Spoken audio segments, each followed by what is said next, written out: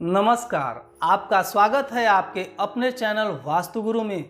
आज का एपिसोड बहुत ही खास है। आज का एपिसोड संबंधित है पश्चिम मुखी मकान से। जी हाँ, बहुत से दर्शक यह प्रश्न करते हैं कि क्या पश्चिम मुखी मकान शुभ नहीं होता, इसमें रहना अच्छा नहीं होता। ऐसा बिल्कुल ही नहीं है। पश्चिम मुखी मकान बहुत ही शुभ होता है यदि उसका निर्माण वास्तु नियमों को ध्यान में रख करके करवाया जाए। आपके हर प्रश्न का जवाब इस एपिसोड में मिलेगा। आपकी हर शंका का समाधान भी किया जाएगा। इस एपिसोड को अंत तक देखिए। यदि आप हमारे चैनल पर नए हैं तो हमारे चैनल को सब्सक्राइब, लाइक और शेयर करें। बेल आइकॉन, जी हाँ, घंटी वाला बटन जरूर दबाइए, जिससे आने वाले एपिसोड की जानकारी आपको मिलती रहे। यदि आप वास्तुशास्त्र से संबंधित किसी भी शंका का समाधान करना चाहते हैं तो स्क्रीन पर दिए गए व्हाट्सएप नंबर पर आप अपना प्रश्न पूछ सकते हैं। मित्रों, बहुत से मैसेज आते हैं, बहुत से लोग प्रश्न पूछते हैं कि क्या पश्चिम मुखी मकान अशुभ होता है, पश्चिम मुखी मकान में रहने से समस्याएं आती हैं। इस प्रकार की समस्याएं आ गई, उस प्रकार की समस्याएं आ गई और हर समस्या को मुख्य रूप से पश्चिम मुखी मकान से जोड़ देते हैं। ऐसी मानसिकता बिल्कुल ही सही नहीं है। पश्चिम दिशा की स्वामी माँ लक्ष्मी हैं और माँ लक्ष्मी का दिशा होने की वजह से यह मकान बिल्कुल ही शुभ होगा। लेकिन इसके निर्माण के समय, इसके निर्माण से पूर्व कुछ वास्तुशास्त्र के नियमों का पालन आपको करना होगा। यदि आप वास्तु सम्मत निर्माण करवाते हैं तो पश्चिम मुखी मकान भी शुभ और अच्छा फल देने वाला होगा। उसमें रहने वाला परिवार सुख, शांति और समृद्धि से रहेगा। यदि वास्तु नियमों का पालन नहीं करते हैं तो उसमें समस्याएं आ सकती हैं, बिल्कुल ही आ सकती हैं। यदि आप चुंबकीय संतुलन अच्छा नहीं रखेंगे तो समस्याओं का सामना तो करना ही पड़ेगा। आज के एपिसोड में मैं कुछ विशेष बातें पश्चिम मुखी मकान या पश्चिम मुखी प्लॉट से संबंधित बताने जा रहा हूँ।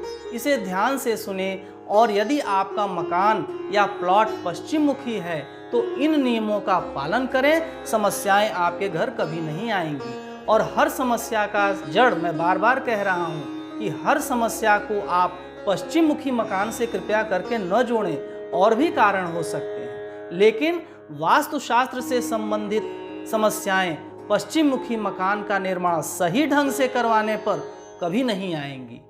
सबसे पहले हम बात करते हैं मेन गेट यानी कि मुख्य द्वार की। जी हाँ, जब भी आप अपना मकान बनवाते हैं या प्लॉट में मुख्य द्वार लगवाते हैं तो मेन गेट यानी कि मुख्य द्वार बिल्कुल सही स्थान पर होना चाहिए। मुख्य द्वार का सही स्थान पर होना चुंबकीय तरंगों का संतुलन स्थापित करता है। पॉजिटिव एनर्जी आपके घर में पर्याप्त मात्रा में आती है। यह शुभ फल देने वाली होगी। पश्चिम मुखी प्लॉट में आप अपना मुख्य द्वार या मेन गेट कहाँ लगाएं, इस बारे में एक एपिसोड मैंने बना रखा है और इसका लिंक भी इस डिस्क्रिप्शन में मैंने दे दिया है। आप उसे ध्यान से सुने और अपना पश्चिम मुखी द्वार सही स्थान पर लगवा करके शुभ फल उसका प्राप्त करें। दूसरी बात, ओपन एरिया, कोर्टयार्ड, आंगन या ओपन पैसेज की। जी हाँ, कभी भी ओपन एरिया या कोर्टयार्ड या आंगन पश्चिम दिशा में नहीं होना चाहिए। यह हमेशा पूर्व दिशा या उत्तर दिशा की तरफ रखना चाहिए। यदि पश्चिम दिशा में ओपन एरिया आप रखते हैं तो यह चुंबकीय असंतुलन स्थापित कर देता है और तरह तरह की समस्याएं आपके घर के अंदर आ सकती हैं। यह एक ऐसा दोष है जिसका कोई भी उपाय नहीं है। इसलिए कभी भी पश्चिम में ओपन एरिया या आंगन न रखें। अब हम बात करेंगे पश्चिम मुखी मकान के संतुलन की। जी हाँ, बैलेंस की। बैलेंस से हमारा तात्पर्य चुंबकीय संतुलन स्थापित करने से है। यदि आप चुंबकीय संतुलन मकान में अच्छे से है, चुंबकीय संतुलन सकारात्मक कैसे रख सकते हैं, इसका यही उपाय है कि आप पश्चिम की दीवार बाकी दीवारों से ऊंची तथा मोटी रखें। बाकी दीवारें उससे कम हाइट की होनी चाहिए। एवं पतली होनी चाहिए। दक्षिण और पश्चिम दोनों दिशा की दीवारें मोटी और बाकी उत्तर और पूर्व की दीवारों से ऊंची होनी चाहिए। इस बात का विशेष ध्यान रखें, आपके मकान में चुंबकीय संतुलन स्थापित रहेगा। बहुत से लोग दक्षिण पश्चिम के कोने पर त्रिशूल लगाने की सलाह देते हैं। त्रिशूल लगाने की सलाह सही तो है, लेकिन यह कुछ सीमा तक ही समस्याओं का समाधान करता है, स्थायी समाधान नहीं हो सकता। स्थायी समाधान ऊंची दीवार एवं मोटी दीवार के द्वारा ही संभव है। अब हम बात करते हैं फर्श यानी कि घर के फ्लोर की, और साथ ही स्लैब यानी कि घर की छत की। घर का छत और फर्श दोनों ही बनवाते समय इस बात का ध्यान रखिए कि दक्षिण और पश्चिम का कोना थोड़ा सा ऊंचा होना चाहिए। वह 1 इंच, 2 इंच, 4 इंच थोड़ा सा ही हो, लेकिन वह कॉर्नर ऊंचा होना चाहिए और सारा का सारा ढलान नॉर्थ ईस्ट यानी कि ईशान की तरफ आना चाहिए। यानी कि जब बारिश का पानी हो तो वह बह करके दक्षिण पश्चिम से पूर्व उत्तर की तरफ आए, यह बहुत आवश्यक है। और फर्श भी ऐसा ही होना चाहिए कि जब भी आप धुलाई करें तो पानी बह करके दक्षिण पश्चिम से पूर्व और उत्तर की तरफ आना चाहिए। यह बहुत ही आवश्यक सिद्धांत है, इसका ध्यान रखिए और इसका ध्यान रख के ही मकान का निर्माण करवाइए। अब हम बात करते हैं ड्रेनेज सिस्टम या सीवेज सिस्टम की।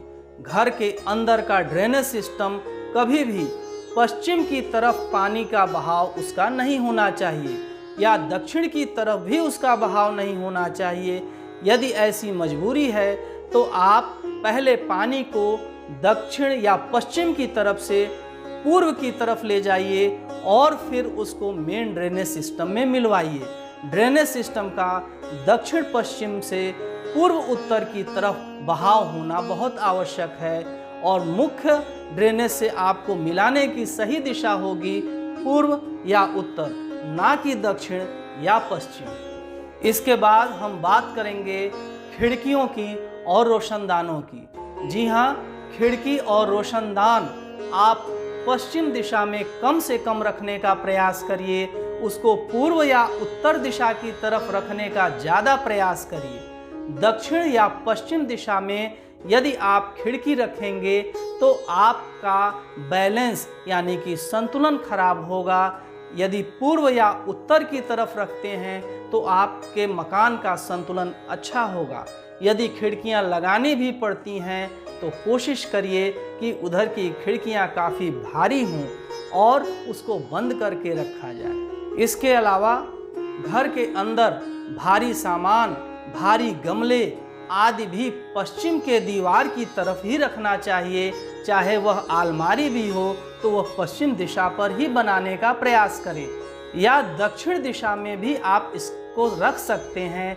भारी सामानों को कभी भी पूर्व या उत्तर की तरफ नहीं रखना चाहिए, इसका विशेष ध्यान रखें। इन सब के अलावा आपके घर के अंदर की सीढ़ियाँ, ड्रेनेज सिस्टम, फर्श, स्लैब, पूजा घर, किचन आदि भी सही स्थान पर होना चाहिए, तो पश्चिम मुखी मकान आपको शुभ और अच्छा फल देने वाला होगा।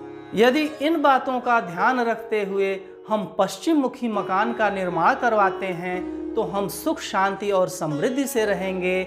यदि हमारा व्यवसाय है तो हमारा व्यवसाय अच्छा चलेगा और दिन दोगुना रात चौगुनी हम तरक्की करेंगे। यदि आप वास्तुशास्त्र से संबंधित किसी भी शंका का समाधान करना चाहते हैं तो स्क्रीन पर दिए गए व्हाट्सएप नंबर पर आप अपना प्रश्न पूछ सकते हैं। आपको यह एपिसोड कैसा लगा कमेंट करके अवश्य बताइए। ऐसी ही प्रामाणिक जानकारी के लिए देखते रहिए आपका अपना चैनल वास्तु गुरु। नमस्कार।